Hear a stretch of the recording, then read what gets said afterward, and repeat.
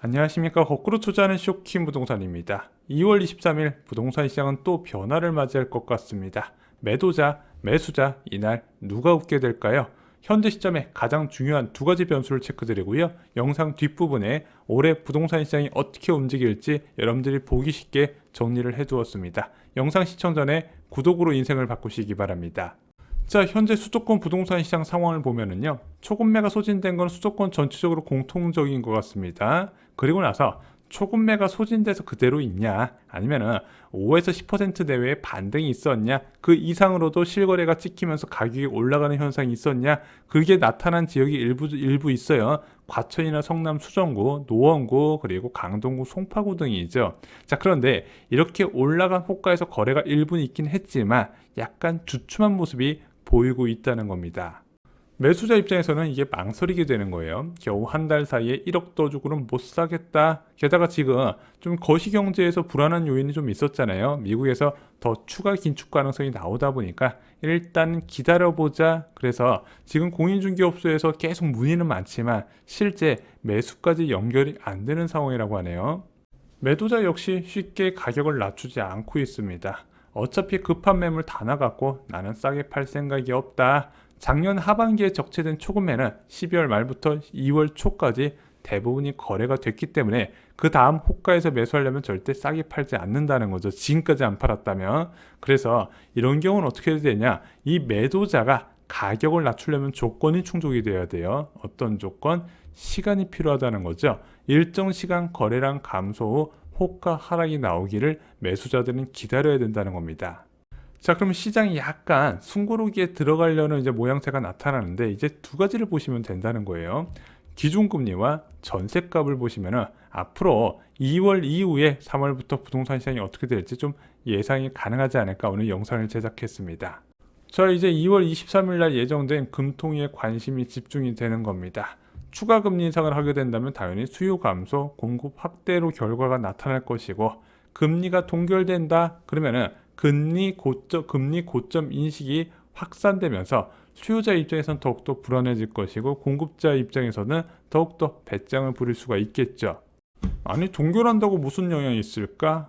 이게 좀 의미가 있어요. 지금 1년 6개월 동안 기준금리를 지속적으로 올려왔잖아요. 자, 이번에 동결을 했다 그러면은 시장에서 어떻게 받아들인다? 아, 금리 인상 끝에 가깝다는 신호구나. 그래서 이게 자산시장에서 굉장히 중요하거든요. 대표적인 예가 작년 11월 레고랜드 사태 때 시장금리가 막 엄청 치솟았죠. 한전채 금리 5.7%, 은행 예금금리 5.2%, 그 이후에 시장금리가 빠르게 낮아지기 시작했거든요. 그랬더니 갑자기 채권 쪽에 자금이 쏟아지기 시작했습니다. 뭐 개인 투자자부터 기관까지 너도 나도 채권 산다 그러면서 한 달 반 만에 레고랜드 사태의 유동성 부족 상황이 거의 대부분 해소됐었죠. 자, 반면에 기준금리가 인상한다면요, 문제가 되는 거예요. 자, 기준금리는 대중이 인식하는 금리 수준이라고 말씀드렸습니다. 그 대중이 인식하는 금리 수준이 올라가고 추가 인상에 대한 공포도 커지게 되는 거예요. 또한 최근에 낮아진 시장금리에도 영향을 받게 되는 겁니다. 최근에 이제 은행 예금금리가 3.6% 내외가 나왔죠. 이번에 기준금리가 올라가게 된다면 최소한 3.8% 이상으로 올라가게 된다는 거죠. 다시 초급매가 일부 나올 가능성도 있다는 겁니다. 매수자가 유리하고 매도자가 불리해지는 환경이죠. 전문가들은 2월 금통위 전망을 어떻게 했을까요? 지금 언론 발표가 나왔죠. 전문가 100%, 한국은행 23일 기준금리 3.5%로 동결하겠다. 10명의 전문가들이 만장일치로 결정을 이제 이렇게 예상을 했다고 합니다. 이유는 간단해요. 고물가와 고금리에 소비 위축이 발생을 했고, 지금 내수시장 침체가 심상치 않거든요. 그리고 수출까지 부진한 상황이다 보니까 금리를 더 못 올릴 것이다. 지금 정부에서도 공식적으로 지금 경기 둔화가 왔었다고 선언을 했죠. 그래서 3.5%를 최종 금리로 보고 있는 겁니다.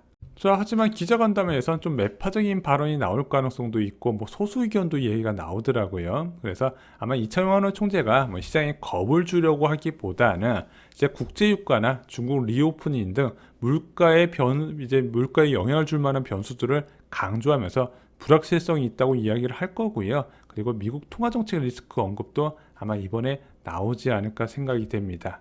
채권 전문가들의 의견이 맞다면요, 2월 금통위는 부동산 시장에 호재로 작용할 겁니다. 지금 매수자 입장에서 지금 미국의 추가 긴축에 대해서 우려하시는 목소리가 굉장히 크거든요. 그런데 이렇게 위험한 상황, 환율이 1,300원까지 위협하는 상황인데 금리를 안 올려? 그러면은 이제 앞으로 한국에서 독자적인 통화 정책을 할 가능성이 있겠구나 인식할 수가 있다는 거죠. 이게 부동산 시장 심리에 큰 영향을 주게 됩니다.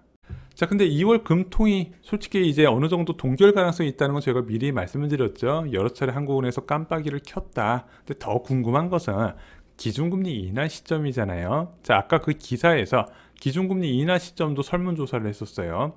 10명 중 7명 국내 전문가였는데 내년 상반기에 금리 인하를 예상을 했고요.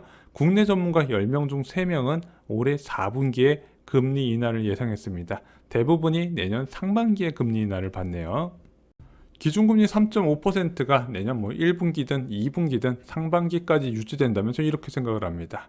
입주 물량이 증가하는 방학 시기에 또다시 초급매가 나와서 기회를 잡을 수 있을 것이다. 그래서 여름이나 겨울에 이제 내 집 마련을 준비하시는 분들은요, 아마 이제 기준금리가 좀 오랫동안 높은 수준을 유지하길 바라실 겁니다. 그런데 채권 전문가 7명 중 4명이 조건을 달았어요. 상황에 따라서 4분기 인하도 가능하다. 어떤 조건? 경기가 예상보다 더 침체되고 물가가 예상보다 더 낮아진다면 조건인을 단 거죠. 국내 채권 전문가들은요, 대부분 한국은행 경제 전망을 참고하게 됩니다. 그래서 결국 강한 침체가 오면 금리 인하에 나설 거란 이야기예요. 현재 한국은행에서는 올해 성장률을 1.7%로 잡았고 물가 상승률 3.6%, 하반기에 3.1%를 잡았죠. 이거보다 성장률도 낮아지고 물가도 낮아지면 금리 인하 환경이 조성된다고 본다는 거죠. 국내 채권 전문가 10명의 의견을 종합해보면요, 연내 인하가 10명 중 3명이었고요. 내년에 인하한다 하지만 연내에도 가능할 것 같다 10명 중 4명이었습니다. 이분들은 성장률은 더 낮아지고 물가도 침체에 의해서 더 낮아질 가능성에 만약에 금리 인하를 나서게 될 것이다 봤던 거죠. 마지막으로 아니다, 내년에 인할 것이다가 10명 중 3명이었습니다. 아직까지는 시장 전망에 대한 불확실성이 있기 때문에 그냥 국내 채권 전문가들의 의견은 참고사항으로만 알고 계셨으면 좋겠습니다.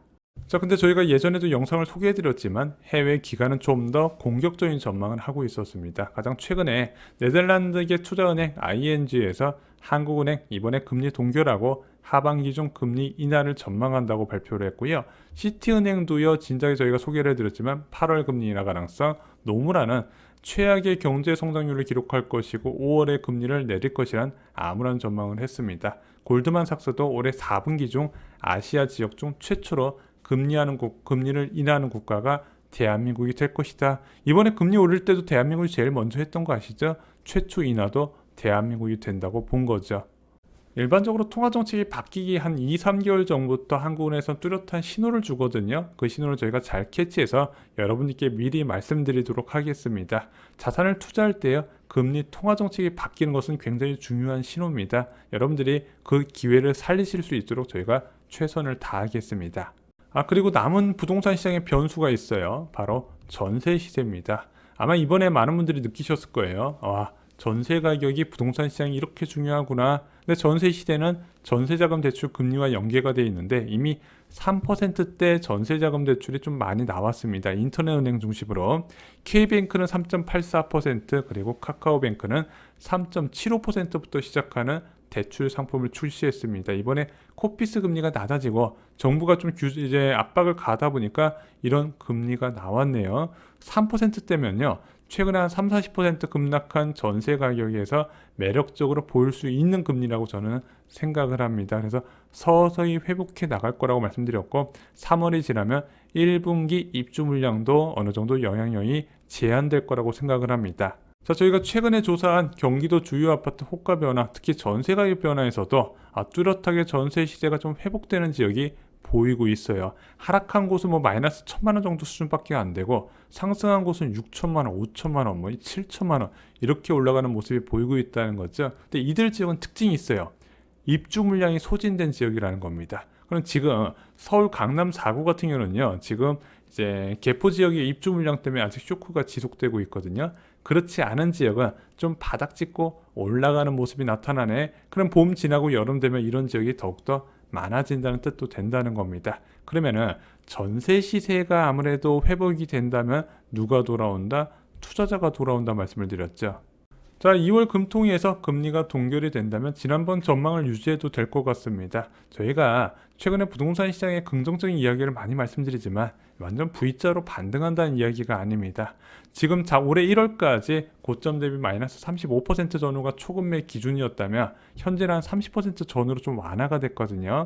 그것이 입주 물량이 이제 줄어들고 또한 전세대출 금리 하락에 영향을 받는 4월 정도는 고점 대비 초급매 기준이 20에서 25% 정도 된다는 게 제 생각입니다. 그 정도 수준에서 유지되다가 또 방학을 맞아서 입주 물량이 늘어나면 초급매가 여기서 좀 더 이제 하락한 초급매가 나타날 수 있다는 게 제 생각이고요. 이런 추세는 금리 인하까지 지속되지 않을까가 제 생각입니다.